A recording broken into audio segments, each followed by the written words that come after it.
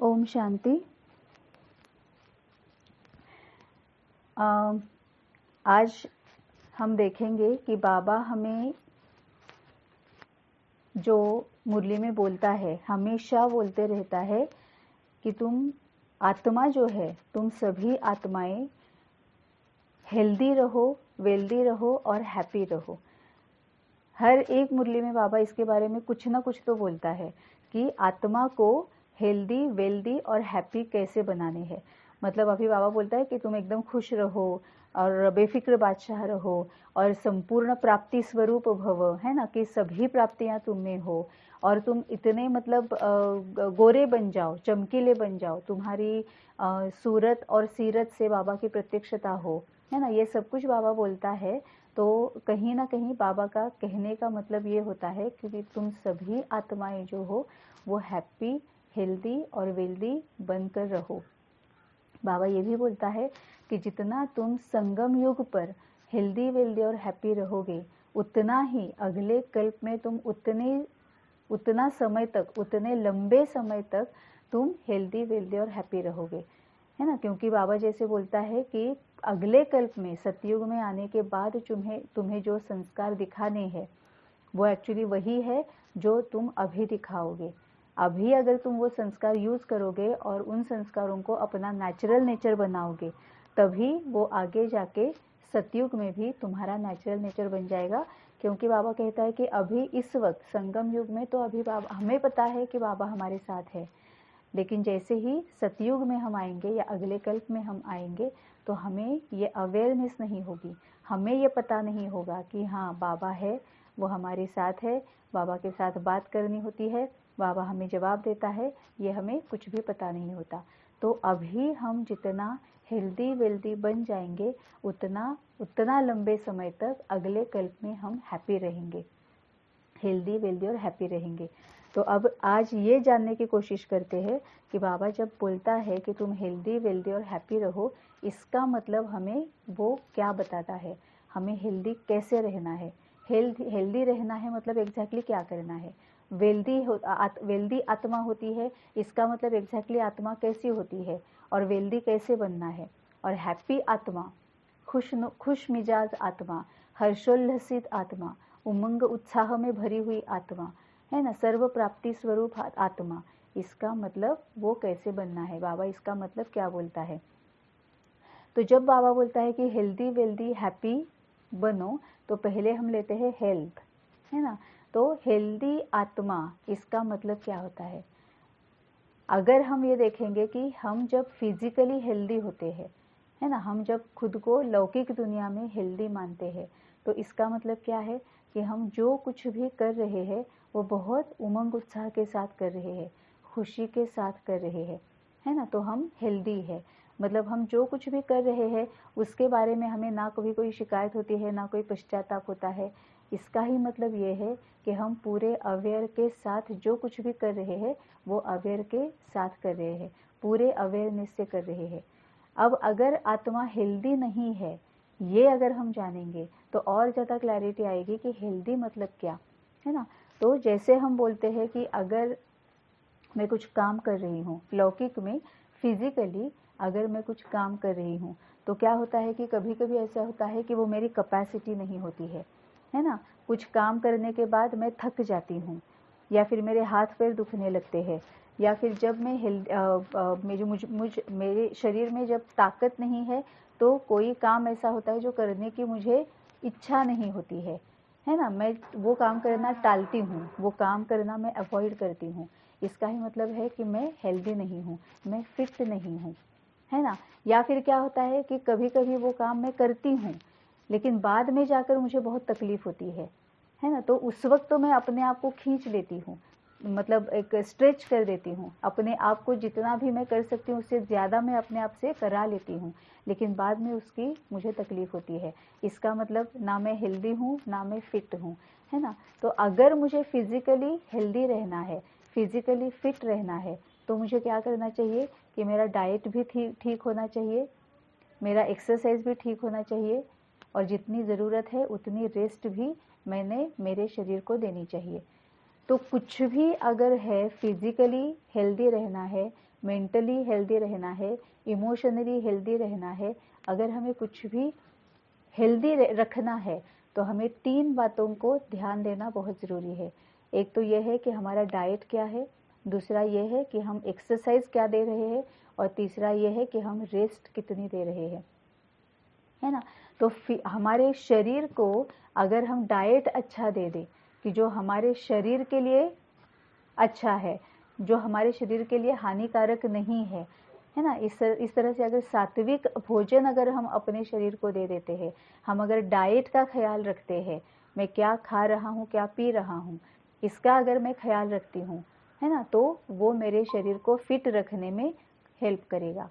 अगर मैं एक्सरसाइज भी करा रही हूँ, मेरे शरीर को एक्सरसाइज करा रही हूँ कि या मैं जिम जा रही हूँ या घर में ही कोई एक्सरसाइज कर रही हूँ या वॉक के लिए जा रही हूँ, ब्रिस्क वॉक कर रही हूँ, जॉग कर रही हूँ, है ना, जो कुछ भी है, योगासन कर रही हूँ, जो कुछ भी है, लेकिन जो कोई भी अगर एक्सरसाइज मैं अपने बॉडी को दे रही हूँ, शरीर से करवा रही हूँ, तो मेरा शरीर फिट रहेगा। और अगर रेस्ट भी मैं अपने बॉडी को जितनी ज़रूरत है उतनी अगर रेस्ट भी मैं बॉडी को दे रही हूँ, है ना, तो भी मेरा शरीर फिट रहने में, हेल्दी रहने में मुझे हेल्प होगी। तो डाइट, एक्सरसाइज और रेस्ट, ये जैसे फिजिकली फिट रहने के लिए, फिजिकली हेल्दी रहने के लिए मुझे ज़रूरी है।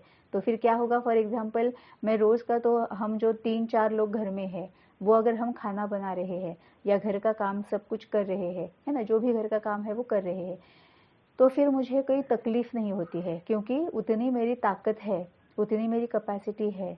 लेकिन अगर कल मेरे घर पे अगर कोई 5-6 लोग या 10 लोग अगर गेस्ट आ रहे हैं, रहने के लिए 2-4 दिन रहने के लिए आ रहे हैं, फिर जो मुझे करना पड़ता है वो अगर मेरी कैपेसिटी नहीं है ना, इसका मतलब ये है कि मेरी बॉडी उसके लिए तैयार नहीं है, मेरी वो कैपेसिटी नहीं है। जो रोज़ का चल रहा है, सबको पता होता है ना कि घर की कोई एक व्यक्ति कितना कर सकती है, क्या कर सकती है, कैसे कर सकती है। तो रोज़ का तो जब हम करते हैं, हम यूज्ड टू होते हैं, हमें पता होता है, वो हमें आदत होती है ना, उतनी कैपेसिटी तो हमारी होती है। लेकिन ज़्यादा का अगर काम करना पड़े तो फिर अगर हमें तकलीफ़ होती है, तो फिर हम डिस्कम्फर्ट फील करते हैं, अनईजी फील करते हैं, हमें गुस्सा आता है, क्रोध आता है, मन में होता नहीं है, शरीर ना बोल रहा है, फिर भी अगर हम करते हैं तो बाद में क्रोध भी आ जाता है, हम इरिटेट हो जाते हैं, बाद में हम ये हो जाता है कि हम टालना शुरू कर देते हैं, हम लेजी भी बन जाते हैं, है ना। इसका मतलब यह है कि हम हेल्दी नहीं है। तो डाइट और एक्सरसाइज और रेस्ट, ये जैसे फिजिकल हेल्थ के लिए बहुत ज़रूरी है, वैसे ही बाबा बोलता है कि आत्मा को भी हेल्दी रखने के लिए, मतलब आत्मा को इमोशनली, साइकोलॉजिकली, मेंटली, ये सब कुछ अगर आत्मा में है, जैसे बाबा बोलता है ना कि तुम्हारा ज्ञान जो है वो बुद्धि तक आया है, वो आत्मा में जाना चाहिए। अगर ज्ञान आत्मा में नहीं है, इसका मतलब आत्मा हेल्दी नहीं है ना, सिर्फ बुद्धि तक ही है तो आत्मा हेल्दी नहीं है। तो आत्मा को हेल्दी बनाने के लिए सेम बाबा बोलता है कि तुम्हारा डाइट क्या है वो देखो, तुम्हारा एक्सरसाइज तुम क्या करा रहे हो वो देखो, और रेस्ट कितनी दे रहे हो वो भी देखो। अब आत्मा मतलब क्या है, मन और बुद्धि। तो मन और बुद्धि का डाइट क्या है, मन और बुद्धि को एक्सरसाइज हम क्या दे रहे हैं, और मन बुद्धि को हम रेस्ट कितनी दे रहे हैं, इसका अगर हम ख्याल रखेंगे, ध्यान रखेंगे, अवेयर रहेंगे, तो फिर आत्मा हेल्दी बन जाती है। अब डाइट क्या देना है, एक्सरसाइज क्या देना है, और रेस्ट कितनी देनी है, कैसे देनी है। तो डाइट, इसका मतलब ये है कि जो कुछ भी बाबा का ज्ञान है ना, वो आत्मा को रोज खिलाना है, मन ने उसका रोज ग्रहण करना चाहिए। मन का वही भोजन है, आत्मा मतलब मन और बुद्धि। तो आत्मा का सबसे अच्छा भोजन क्या है, बाबा की मुरली, बाबा के ज्ञान से संबंधित कोई भी बातें, वो है मन का खाना, आत्मा का डाइट, है ना। या फिर सिर्फ हम मुरली ही पढ़ते रहेंगे तो भी बात बात में, जैसे बाबा बोलता है वैसे कंटाला आ जाता है, बोर हो जाते हैं। क्यों? क्योंकि एक समय के बाद, एक टाइम की जितनी हमारी कैपेसिटी होती है, उसके बाद अगर हम कुछ पढ़ते भी है या सुनते भी है तो भी हमारे अंदर तक नहीं जाता है वो, है ना।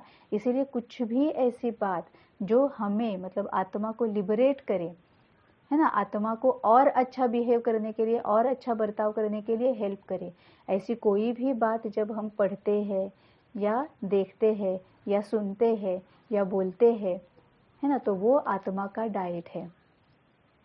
पूरे दिन भर में थोड़े थोड़े दिन के बाद 15 मिनट का, 20 मिनट का, 10 मिनट का, आधे घंटे का, अगर पूरे दिन भर में 4-5 बार भी अगर हम इस तरह से 10-15 मिनट का, आधे घंटे का कुछ अगर अच्छा हम अगर कुछ पढ़ रहे हैं या सुन रहे हैं या देख रहे हैं या किसी के साथ हम बात कर रहे हैं, तो वो है आत्मा का हेल्दी डाइट, है ना। क्योंकि जो भी मन देखेगा, पढ़ेगा, सुनेगा, उसके अनुसार ही उसके ऊपर संकल्प क्रिएट करेगा, है ना। यहाँ पर बैठ के मेरे पास में कौन रहता है, मेरी पड़ोस में कौन रहता है, किसी को भी पता नहीं है ना। आप लोगों को कुछ भी पता नहीं है। क्यों? क्योंकि ना आपने कभी उनके बारे में पढ़ा है, ना सुना है, ना देखा है, ना बोला है।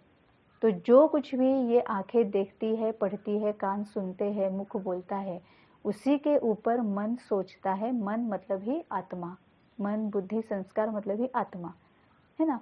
तो इसीलिए मन का डाइट ऐसा होना चाहिए जो हमें सद्गति दे, हमें गति दे, आत्मा को सद्गति दे, आत्मा को गति दे, आत्मा को लिबरेट होने में हेल्प करे।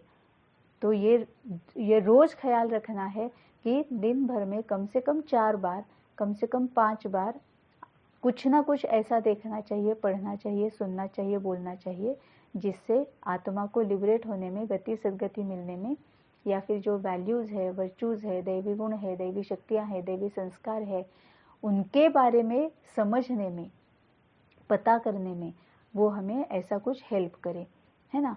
इसमें हम और भी क्या करते हैं कि अभी हम सबको पता है कि हम आजकल जैसे ही बाबा के पास आते हैं वैसे हम वही करते रहते हैं, है ना। कि बाबा के बारे में कुछ पढ़ते रहते हैं, सुनते रहते हैं, देखते रहते हैं, है ना। या फिर किसी भाई बहन जो है, बड़े दीदी दादी है, उन्होंने जो कहा है वही हम सुनते या पढ़ते रहते हैं। लेकिन हम करते क्या है कि एक के बाद एक, एक के बाद एक, एक के बाद एक, बैक टू बैक हम देखते हैं या पढ़ते हैं, और फिर होता है कि वो ज़्यादा हो जाता है। अगर हम एक के बाद एक, बैक टू बैक 4-5 अगर हम रील्स देखते हैं, भले वो ज्ञान की हो, है ना, हमें गति सद्गति देने वाली इन्फॉर्मेशन उसमें हो, लेकिन बैक टू बैक अगर हम 4-5-6-10-15 अगर रील्स देखते हैं या वीडियोस देखते हैं या कुछ पढ़ते रहते हैं, है ना। जैसे मुरली भी एक बार में हम एक बार शुरू की तो ख़त्म होने तक अगर हम कंटिन्यूसली पढ़ते रहे तो हमें समझ में आएगा कि नहीं, अच्छी तरह से मुझे मुरली समझ में नहीं आई है, क्योंकि उतनी अभी तक शायद हमारी कैपेसिटी नहीं है समझने की। लेकिन अगर हम थोड़ी थोड़ी देर के बाद अगर हम थोड़ा थोड़ा उसका पार्ट पढ़ते हैं, या फिर एक रील अभी देखी, बाद में थोड़ा सा गैप ब्रेक ले लिया, या फिर एक वीडियो देखा, थोड़ा सा ब्रेक कर लिया, या फिर कोई भी ऐसी जो पोस्ट होती है, हमारे जो ग्रुप्स होते हैं बाबा से रिलेटेड, उसमें से अगर हमने कुछ पढ़ लिया और फिर थोड़ा सा ब्रेक ले लिया, है ना, तो फिर समझ में आता है कि हाँ, अब ये मुझे समझ में आ रहा है। बाबा की मुरली भी अगर हम सलग पढ़ते हैं, कंटिन्यूसली पूरा एक बार शुरू किया तो ख़त्म होने तक पढ़ ही रहे हैं, तो उस वक्त जितनी समझ में आती है उतनी कई गुना ज़्यादा मुरली तब समझ में आती है जब हम थोड़ी थोड़ी मुरली पढ़ते हैं। दिन भर में अगर हम उठने से लेकर रात को सोने तक अगर हम 5-6 बार, जैसे ही हमें टाइम मिला, माइंड फ्रेश हो, उस वक्त अगर थोड़ा मुरली का पार्ट पढ़ लिया, है ना, फिर थोड़ा टाइम हो गया, फिर से थोड़ी देर के बाद फिर से फ्रेश है हम, फिर से उसके आगे का पार्ट पढ़ लिया, फिर से थोड़ी देर के बाद उसके आगे का पार्ट पढ़ लिया। ऐसे जब हम मुरली पढ़ते हैं तो बहुत ज़्यादा चेंज दिखाई देता है, बहुत फ़र्क पड़ता है, पूरी की पूरी मुरली बहुत अच्छे से समझ में आती है। तो ये है आत्मा का डाइट, कि हम क्या मन को खिला रहे हैं, क्या देख रहे हैं, क्या सुन रहे हैं, क्या पढ़ रहे हैं, और कितना सुन रहे हैं, कितना देख रहे हैं, कितना पढ़ रहे हैं। एक के बाद एक हम कई बार तो ऐसे होता है कि पूरा दिन कुछ ना कुछ तो मोबाइल पर चलते ही रहता है। अभी इनका क्लास, इनकी क्लास, फिर इस भाई की क्लास, फिर उस बहन की क्लास, फिर दादी की क्लास, फिर और कुछ, फिर मुरली, फिर और कुछ, कंटिन्यूसली हम वो मोबाइल पे शुरू रखते हैं। लेकिन क्या सच में वो हमारे आत्मा में जा रहा है? क्योंकि फिजिकली भी यही होता है ना, कि अगर सपोज गुलाब जामुन अच्छे लगते हैं, मुझे बहुत गुलाब जामुन अगर पसंद है किसी को, अगर 2 खाए, 3 खाए, 4 खाए, ज़्यादा से ज़्यादा 5 खाए, तभी वो डाइजेस्ट हो पाएंगे, तभी हमारा शरीर उसको डाइजेस्ट कर पाएगा, पचा पाएगा। लेकिन अच्छे लगते हैं इसीलिए अगर हम 15-15, 20-20, 25-25 खाएंगे तो क्या होगा? शरीर को तकलीफ होगी, डाइजेस्ट नहीं होगा, इनडाइजेशन होगा, है ना। तो फिर क्या हो रहा है कि हम शरीर को अनफिट बना रहे हैं, है ना। शरीर को मतलब और ज़्यादा तकलीफ दे रहे हैं, परेशानी हो रही है शरीर को। वैसे ही इसके बारे में भी है कि अगर हम एक के बाद एक के बाद एक के बाद एक पढ़ेंगे, कुछ भी याद नहीं रहेगा, आत्मा तक कुछ भी नहीं जाएगा। हम सभी एक्सपेरिमेंट करके देख सकते हैं। अगर आज भी मुरली, आज की जो बाबा की मुरली है वो अगर पढ़नी है, तो अगर हम इस तरह से पोर्शंस में पढ़ते हैं, पार्ट्स में अगर पढ़ते हैं, पूरे दिन भर में 3-4 बार अच्छे से फोकस करके पढ़ते हैं, तो पूरी तरह से मुरली समझ में आती है, फोकस बहुत अच्छा होता है ना। तो डाइट मतलब आत्मा का क्या है कि जो भी सुन रहे हैं, देख रहे हैं, पढ़ रहे हैं, बोल रहे हैं, वो ऐसा होना चाहिए जो हमें गति या सद्गति दे, जो हमारी आत्मा को, जो हम आत्माओं को लिबरेट करे। और वो भी थोड़ी थोड़ी देर के बाद वो पढ़ना, देखना या सुनना चाहिए। तो ये हो गया डाइट। अब क्या है? एक्सरसाइज। एक्सरसाइज मतलब क्या है? जैसे फिजिकली फिट रहने के लिए भी हमें एक्सरसाइज करना बहुत ज़रूरी है। अगर हम 15 दिन, 3 हफ्ते किसी वजह से, हम सब ने एक्सपीरियंस किया होगा कि मानसून में, रेनी सीजन में, जब बारिश का सीज़न होता है, बारिश के मौसम में हम वॉक पे ज़्यादा नहीं जाते हैं, है ना। वॉक में जाते हैं क्योंकि बारिश होती रहती है, तो उस वक्त थोड़ा सा एक्सरसाइज कम हो जाता है। अगर हम वॉक कर रहे हैं, जॉग कर रहे हैं या जिम जा रहे हैं, है ना, तो बारिश के मौसम में थोड़ा सा एक्सरसाइज कम हो जाता है। इमीडिएटली समझ में आ जाता है कि ये शरीर जो है वो अकड़ गया है ना। मतलब अगर 4 दिन अगर बहुत बारिश है इसीलिए मैं नहीं गई वॉक पे, और अगर 5वें दिन जाती हूँ तो समझ में आ जाता है कि रोज़ तो मतलब मैं 1 घंटा वॉक करती हूँ तो बहुत अच्छा लगता है, मतलब शरीर बहुत एंजॉय करता है, शरीर को कहीं पर दुखता नहीं है, तकलीफ नहीं होती है। लेकिन 8 दिन के बाद या 4-5 दिन के बाद अगर मैं जाती हूँ तो थोड़ा सा समझ में आ जाता है कि अरे हाँ, पहले शुरुआत में एक 10-15 मिनट होने के बाद थोड़ा सा पेन हो रहा है, थोड़ा से पैर में दर्द हो रहा है ना। लेकिन वैसे ही अगर हम वॉक करते रहेंगे तो फिर से 10 मिनट बाद ऐसे हो सकता है कि अब नॉर्मल है, अब पैर दर्द नहीं कर रहे हैं, है ना। तो वैसे ही आत्मा के लिए भी, अब आत्मा मतलब अगेन मन, बुद्धि और संस्कार। अब इसमें भी क्या है कि मन को, बुद्धि को और संस्कारों को, उसको भी एक्सरसाइज देना है। अब जैसे डाइट में हमने देखा कि 4-5 बार दिन भर में कुछ ना कुछ तो पढ़ना, देखना, सुनना या बोलना चाहिए। तो वैसे ही एक्सरसाइज मतलब क्या है कि जो हमने पढ़ा है या देखा है या सुना है उसके ऊपर मनन चिंतन करना, है ना। नहीं तो क्या होता है कि मन तो विचार करते रहता है, मन तो सोचते रहता है। विचारों को बिल्कुल भी स्टॉप नहीं करना है। अगर हम विचारों को स्टॉप कर रहे हैं, संकल्पों को आने से रोक रहे हैं, विचारों को आने से रोक रहे हैं, तो हम नेचर के विरुद्ध कर रहे हैं, क्योंकि मन का काम ही है विचार करना। तो मन तो विचार करते ही रहेगा। हाँ, कभी कभी अगर ऐसा होता है कि जैसे हम स्वीट साइलेंस में जाके बैठते हैं, बाबा के पास जाके बैठ गए और धीरे धीरे धीरे धीरे अगर थॉट्स का जो फ्लो है वो स्लो डाउन हो गया, है ना। तो थॉट्स जो आते हैं, पहले जब हम जाके बैठ जाते हैं तो काफ़ी सारे थॉट्स आते हैं, लेकिन जब हम वो उसके ऊपर सोचते हैं, है ना, अवेयर रहते हैं, तो क्या होता है कि धीरे धीरे थॉट्स कम हो जाते हैं, हम बिल्कुल बाबा पर फोकस करते हैं।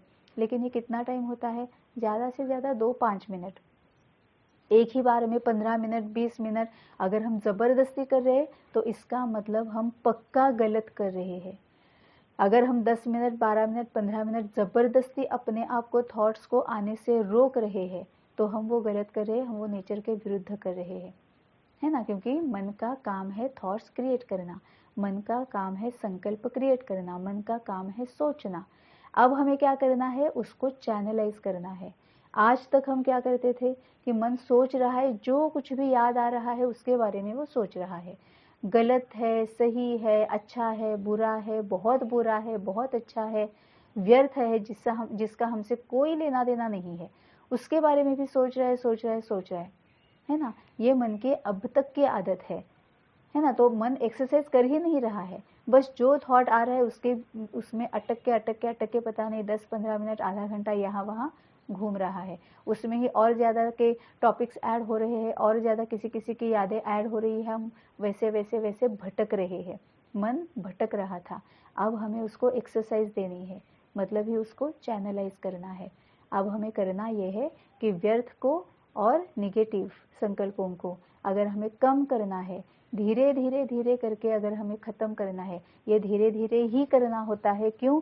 क्योंकि अचानक से करेंगे तो वो सप्रेस होता है, वो ख़त्म नहीं होता है, और एक दिन ऐसे फूट कर बाहर सब कुछ बाहर निकलता है जैसे ज्वालामुखी फूट गया हो, है ना। इसीलिए अचानक से एकदम से थॉट्स को कम नहीं करना है, थॉट्स को बंद तो करना ही नहीं है, ये तो नेचर के विरुद्ध हो जाएगा, है ना। अब एक्सरसाइज देना मतलब चैनलाइज कैसे करना है, तो जो भी हमने पढ़ा है या सुना है या देखा है उसके बारे में मनन चिंतन करना है, उसके बारे में सोचना है कि उसमें अभी मैंने क्या देखा, वो मुझे मेरे वैल्यूज़ और वर्च्यूज़, जो मेरे संस्कार है, जो मेरे मूल्य है, या फिर बाबा जो बोलता है ना कि दैवी गुण जो धारण करने हैं, उसमें वो मुझे और ज़्यादा बढ़ाने में हेल्प कैसे करेगा। ये मेरे इससे समय अभी जो मैंने देखा है उससे संबंधित मेरे पास्ट एक्सपीरियंस क्या थे, अगर ऐसी सिचुएशन सामने आती थी तो मैं किस तरह से उसको रिएक्ट होती थी, अब मुझे क्या करना है ना। तो जो कुछ भी हम देख रहे हैं, रील भी अगर हमने देखी तो ये देखना है, उसमें अवेयरनेस ये होनी चाहिए कि इसमें से बाबा मुझे क्या समझा रहा है, ये कुदरत शायद मुझे कुछ बता रही है, ये रील के थ्रू ये कुदरत शायद मुझे कुछ बता रही है, ये समय शायद मुझे कुछ बता रहा है, बाबा शायद मुझे कुछ बता रहा है, ड्रामा शायद मुझे कुछ बता रहा है ना। बाबा, ड्रामा, समय, कुदरत, यही हम पर काम करते हैं ना। बाबा काम करता है, ड्रामा काम करता है, समय काम करता है, कुदरत भी काम करती है। तो शायद इन चारों में से कौन मुझे क्या बता रहा है, क्या मैसेज दे रहा है, क्या सिखा रहा है, इसके ऊपर सोचना है। तो इससे दो फायदे हो गए, एक तो ये है कि वेस्ट और निगेटिव से हम दूर रहेंगे, क्योंकि जब तक हम इसके बारे में मनन चिंतन कर रहे हैं, बाबा के नॉलेज के बारे में मनन चिंतन कर रहे हैं, बाबा के साथ बात कर रहे हैं, तब तक हम वेस्ट और निगेटिव थॉट से दूर है।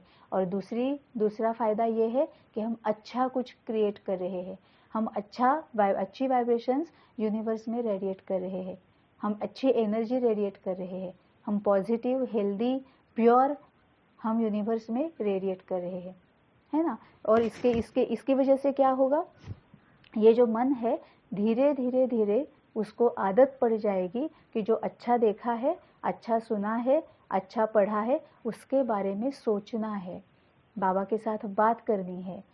ये जब हम शुरू करेंगे तो ऑटोमेटिकली ये हो जाता है कि लिखने में भी आसानी, बाबा जैसे 16 संस्कारों में एक लिखने की कला वो भी है ना।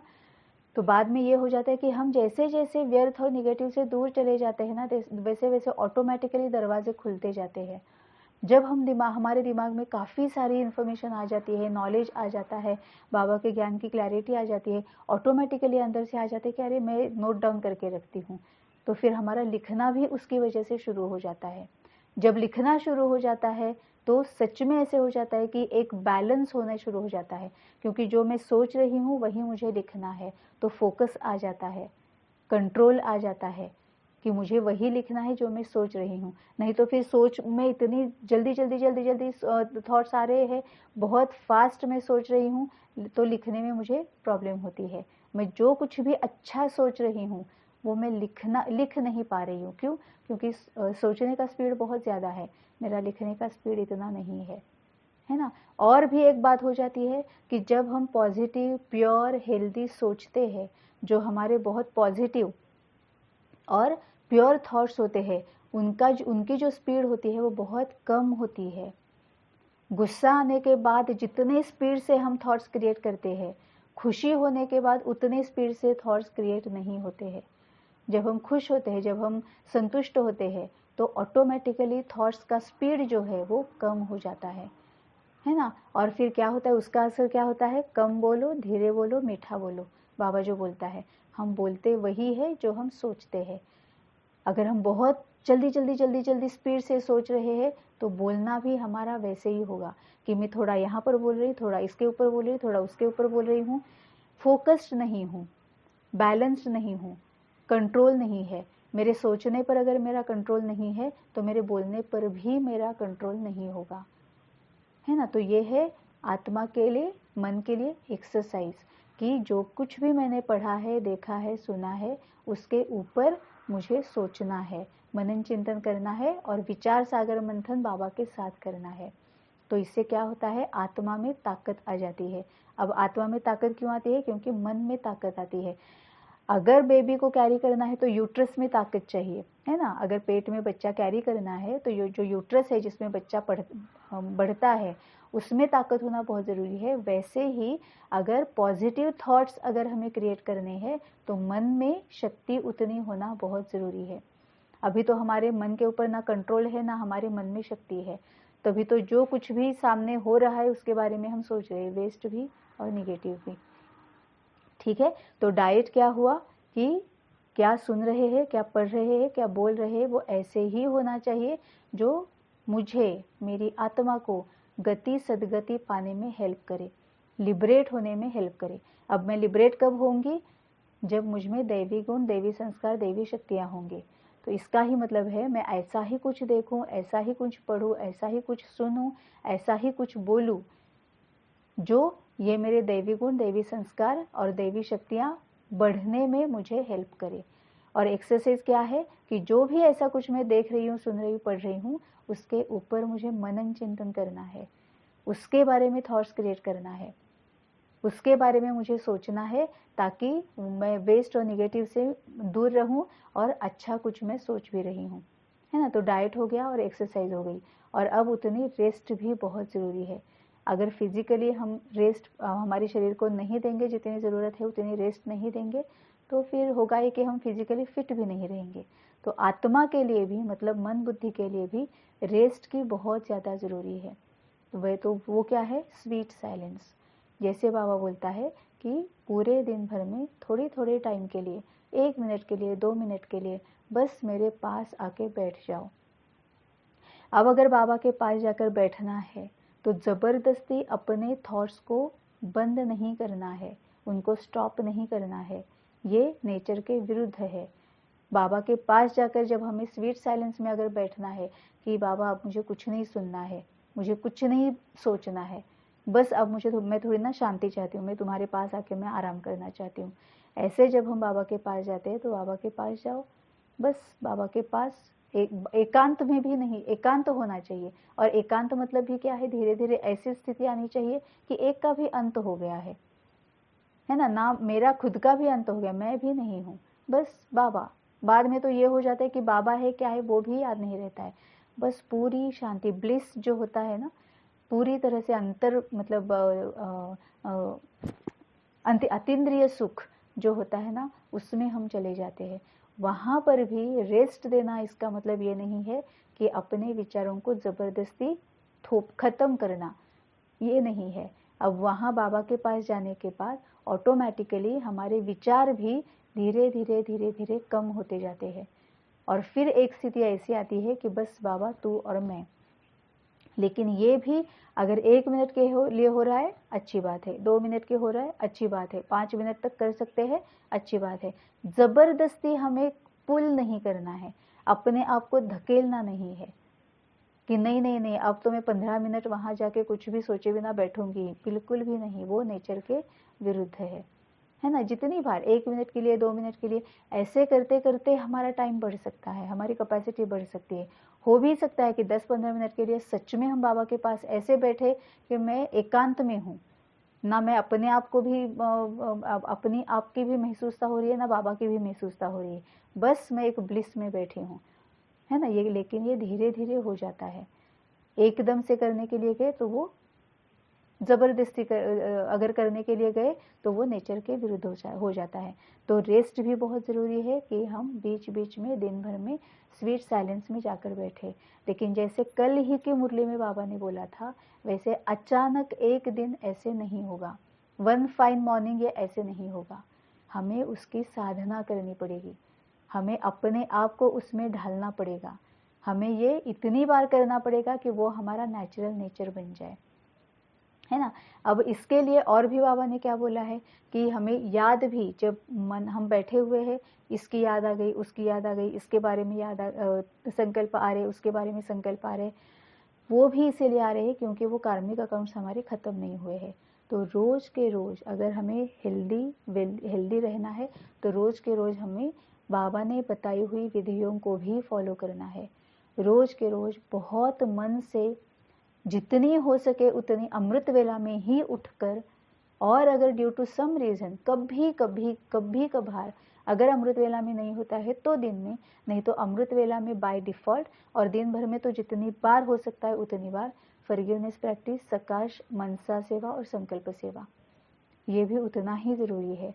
और ये भी डाइट ही है, एक्सरसाइज ही है और रेस्ट ही है ना। क्योंकि जब हम फॉरगिवनेस प्रैक्टिस कर रहे हैं तो भी हम क्या कर रहे हैं, फॉरगिवनेस प्रैक्टिस कर रहे हैं, इसका मतलब यह है कि हम कुछ अच्छा ही सोच रहे हैं, मन के सामने हम अच्छा ही कुछ ला रहे हैं, अपने विचारों को चैनलाइज कर रहे हैं। तो एक्सरसाइज ही है ये भी, कि ये सामने आत्मा है या फिर ये आत्माओं का ग्रुप है और मन से मुझे उनकी माफ़ी मांगनी है और उनको माफ़ करना है, कुछ भी मैंने पकड़ के नहीं रखा है। तो ये भी एक्सरसाइज ही है ना। जब हम सकाश दे रहे हैं तो भी बीच बीच में ये भी हो जाता है ना कि हम स्वीट साइलेंस में बैठ जाते हैं। फॉरगिवनेस प्रैक्टिस में भी कभी कभी ये हो जाता है कि हम स्वीट साइलेंस में बैठ जाते हैं, हम पूरी तरह से फोकस्ड है, बाबा के साथ है ना। तो ये ऑटोमेटिकली होते रहता है।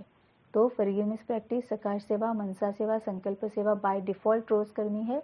और वैसे ही हेल्दी रखने के लिए, आत्मा को हेल्दी रखने के लिए आत्मा का डाइट, एक्सरसाइज और रेस्ट, ये अगर हम करेंगे तो आत्मा हेल्दी है।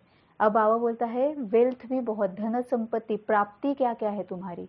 जैसे लौकिक में क्या होता है कि मेरे पास पैसा कितना है, इन्वेस्टमेंट्स कितने हैं, बंगले कितने हैं, गाड़ियाँ कितनी है ना। या फिर जो ज्वेलरी जो कितनी है, कपड़े में कौन से पहनती हूँ, है ना, ब्रांडेड है, ब्ला ब्ला ब्ला, काफ़ी बातें होती है ना। तो वो लौकिक की वेल्थ दिखाती है, लेकिन बाबा हमें आत्मा की वेल्थ के बारे में बोलता है।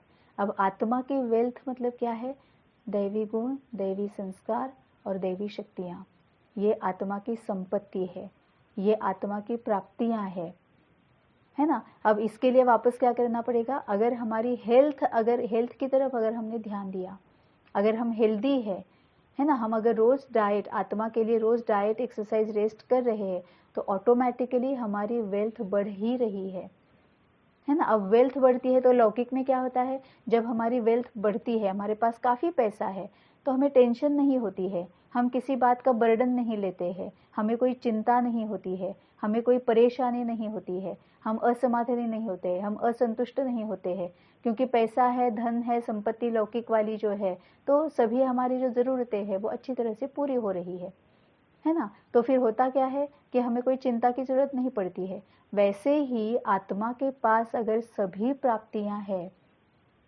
मतलब आत्मा में अगर अष्ट शक्तियां है ना, एक्सेप्टेंस पावर है, टॉलरेंस पावर है, लेट गो करने की पावर है, परखने की शक्ति है, निर्णय लेने की शक्ति है, मोटिवेट करने की शक्ति है, सहयोग देने की शक्ति है, प्यार की अगर शक्ति है, ज्ञान आत्मा में है, पवित्र, अगर मन पूरा पवित्र है, आत्मा पूरा पवित्र है, संपूर्ण पवित्र है ना, तो फिर क्या होगा कि आत्मा के पास सभी धन संपत्ति, सभी प्राप्तियां आत्मा के पास है।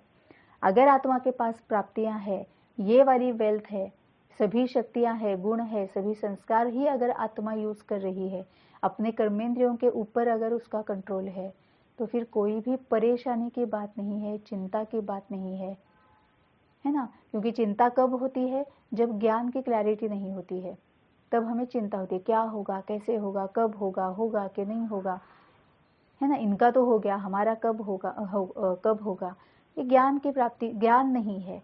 अब ज्ञान नहीं है इसका मतलब क्या है कि हम जानते नहीं है कि पहले हमने जो किया है उसके अनुसार ही हमारा जो कुछ भी है वो होने वाला है। अभी का हमारा जो प्रेजेंट है वो हमारे पास्ट के ऊपर डिपेंडेंट है, हमने पास्ट में जो किया है तो उसका कॉन्सिक्वेंसेस है। लेकिन अगर मुझे फ्यूचर अच्छा चाहिए तो मुझे प्रेजेंट पर ध्यान देना पड़ेगा, और मुझे ये जो आत्मा की वेल्थ जो है उसी को ही यूज करना पड़ेगा, तभी मैं अपना फ्यूचर सुखी बना सकती हूँ, समाधानी बना सकती हूँ, है ना। तो वेल्थ मतलब क्या है कि जो बाबा 16 कलाएं जो बोलता है कि किसके साथ, या फिर बाबा बोलता है ना कि मनसा, वाचा और कर्मणा, तुम्हें बाबा को ही प्रत्यक्ष करना है।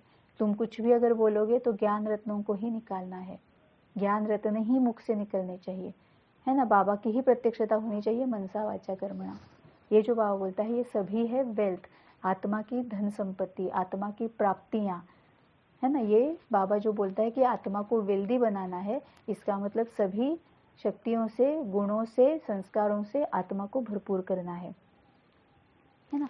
अब इसका मतलब क्या है कि जैसे लौकिक में जो होता है कि अगर सपोज धन कम है और हमें कुछ खरीदना है ना, खरीदने के लिए अगर हम गए, हमारे पास उतने पैसे नहीं है तो वो हम खरीद नहीं सकते हैं, और फिर क्या होता है कि एक काइंड ऑफ एक हम असंतुष्ट होते हैं, अशांत हो जाते हैं, असमाधान, क्योंकि लेना तो है लेकिन पैसे मेरे पास नहीं है। वैसे ही आत्मा के लिए भी अगर सामने इतनी सारी आत्माएं आ जाती है, कोई क्रोधी है, कोई अहंकारी है, कोई ईर्ष्या वाली है, जेलस वाली है ना, कोई आलसी है, इतनी सारी आत्माएं सामने आ रही है, लेकिन अगर उनके साथ डील करने की कैपेसिटी नहीं है, हमारे पास अगर वो नहीं है जो उनको ओवर पावर करे, है ना, इसका मतलब क्या है कि एक्सेप्टेंस पावर है, टॉलरेंस पावर है। अगर सामने क्रोधी आत्मा आई है तो उसके साथ डील कैसे करना है, मेरा क्रोध ट्रिगर कैसे नहीं होने देना है, मुझे उसको शांत कैसे करना है, मुझे उसको समझाना कैसे है, ये अगर मेरे पास शक्तियाँ नहीं है, डिसीजन पावर अगर मेरे पास नहीं है, डिसीजन मेकिंग पावर नहीं है, मोटिवेट करने की पावर नहीं है, वो क्रोधी आत्मा है, उसको मोटिवेट करना है कि वो क्रोध अपना कम करे, वो कब करना है, कैसे करना है, किस तरह से करना है ना, वो सब परखने की शक्ति उसमें यूज़ होती है, और डिसीजन मेकिंग पावर भी उसमें यूज़ होती है, एक्सेप्टेंस पावर यूज़ होती है, लेट गो करने की पावर यूज़ होती है, टॉलरेंस पावर यूज़ होती है ना। तो ये अगर शक्तियाँ मुझ में नहीं है तो मैं परेशान हूँ। जो मुझे चाहिए, जो मैं चाहती हूँ, अब मैं क्या चाहती हूँ, आत्मा क्या चाहती है, सुख चाहती है, समाधान चाहती है, शांति चाहती है, और ये चाहती है, संतुष्टता चाहती है ना। वो क्यों नहीं मिल रहा है, क्योंकि मेरे पास उसके लिए जो धन चाहिए, उसके लिए जो गुण, शक्तियाँ, संस्कार वो चाहिए, वो मेरे पास नहीं है ना। तो वेल्दी आत्मा, इसका मतलब ये है कि 16 कला संपूर्ण आत्मा, ज्ञान भी है, प्योरिटी भी है, पवित्रता भी है, शांति भी है, प्रेम भी है, ये सभी निजी संस्कार जो है वही आत्मा यूज कर रही है। तो वो है कि सामने कोई भी परेशानी आ जाए, कोई भी प्रॉब्लम आ जाए, कुछ भी हो जाए, लेकिन मैं वो वेल्थ यूज कर रही हूँ, मैं प्राप्तियाँ यूज कर रही हूँ और मैं सुखी हूँ, है ना। और फिर ऑटोमेटिकली क्या होगा कि आत्मा अगर हेल्दी है, वेल्दी है, तो हैप्पी तो होनी ही होनी है ना, क्योंकि ज्ञान भी है, शक्तियाँ भी है, संस्कार यूज भी हो रहे हैं, है ना। तो आत्मा वो हैप्पी है, खुशनुमा है, बेफिक्र बादशाह है। तो अगर हेल्दी और वेल्दी आत्मा है तो ऑटोमेटिकली वो हैप्पी आत्मा है। या फिर हम उल्टा भी सोच सकते हैं, अगर इसको और भी दूसरे एंगल से अगर हम देखेंगे, तो अगर आत्मा हैप्पी है तो ऑटोमेटिकली वेल्दी और हेल्दी बन जाएगी। अब आत्मा हैप्पी कब बनेगी, अगर आत्मा ने पूरी तरह से बाबा को सरेंडर कर दिया है ना। क्योंकि जिसके ऊपर हम अपने आप को सरेंडर कर देते हैं, हम बहुत खुशी से सरेंडर हो जाते हैं, है ना। और फिर जब हम सरेंडर हो जाते हैं तो हम उनके जैसा बनने की कोशिश करते हैं, उनकी सभी बातें हम मानते हैं, उनकी सभी बातें हमें अच्छी लगती है, हम अपने आप को चेंज कर अंदर से हमें लगता है कि हाँ ये चाहते हैं ना, तो हम अपने आप को चेंज करें, वो जैसा चाहते हैं वैसा हम करने लगते हैं, है ना। लौकिक में भी हम जब फ्रेंड्स होते हैं तो कोई फ्रेंड या फिर कोई रिलेटिव, या फिर हमें भी पता है कि जब हम स्पेशली मतलब शादी हमारी हो जाती है, शादी होने के बाद दोनों पार्टनर्स, हस्बैंड भी और वाइफ भी, एक दूसरे के अकॉर्डिंग अपने आप को ढालने की कोशिश करते हैं। क्यों? क्योंकि वहाँ पर प्यार है, वहाँ पर सरेंडरनेस है ना। तो फिर वो हैप्पी है, एक दूसरे से वो हैप्पी है। अगर वो हैप्पी है तो फिर क्या होता है कि सामने वाला जैसे बोल रहा है वैसे करने की हमारी तैयारी रहती है। तो अभी यहाँ पर आत्मा के लिए हम क्या बोलेंगे कि अगर हमने बाबा को सरेंडर किया है तो इसका मतलब हम बाबा से बहुत खुश है, बाबा के पास रहकर हम खुश रहते हैं, इसीलिए तो हमने बाबा पर पूरी तरह से अपने आप को सरेंडर कर दिया। अब बाबा जैसा चाहता है वैसा हम करेंगे, है ना, क्योंकि हैप्पीनेस है, बाबा के पास जाकर हमें बहुत खुशी होती है। तो जैसा बाबा बोलता है वैसा हमने करना है। अब अगर हम वैसा करने लगेंगे तो ऑटोमेटिकली हमें क्या आने लगेगा, वेल्थ आने लगेगी। जो भी बाबा के संस्कार है वैसे ही हम देखेंगे, वैसे ही हम करेंगे, उनको ही हम यूज़ करेंगे, बाबा के जैसा ही हम बिहेव करना शुरू करेंगे, बाबा के जैसा ही हमारा ये होगा, दूसरों के साथ का जो व्यवहार है वो वैसे ही होगा, है। तो ऑटोमेटिकली हम हेल्दी है। क्योंकि ये सभी जो दैवी गुण, दैवी संस्कार, दैवी शक्तियाँ जो बाबा के हम देख रहे हैं, वही हमने धारण की है, वही हम यूज़ कर रहे हैं, तो हम हेल्दी है। हेल्दी है इसका मतलब कोई विकार ही नहीं है, तो कोई विकर्म नहीं है, तो कोई दुख, दर्द, चिंता, परेशानी, कष्ट, अशांति, असमाधान कुछ भी नहीं है। तो इसका मतलब हम पूरी तरह से हैप्पी है। ठीक है, तो बाबा जो बोलता है कि हेल्दी, वेल्दी और हैप्पी आत्मा, इसका मतलब बाबा को प्रत्यक्ष करने वाली बाप समान आत्माएं, है ना। तो हमें हमारे मन और बुद्धि को डाइट भी देना है, ख्याल रखना है डाइट का, एक्सरसाइज का, रेस्ट का। इसका अगर हम ख्याल रखते हैं तो ऑटोमेटिकली हम वेल्दी हो जाएंगे और फाइनली आत्मा हैप्पी, मतलब बाप समान, है ना। जो बाबा हमें संपूर्ण पवित्र जो बनाना चाहता है, वैसे हम बन जाएंगे। ओम शांति।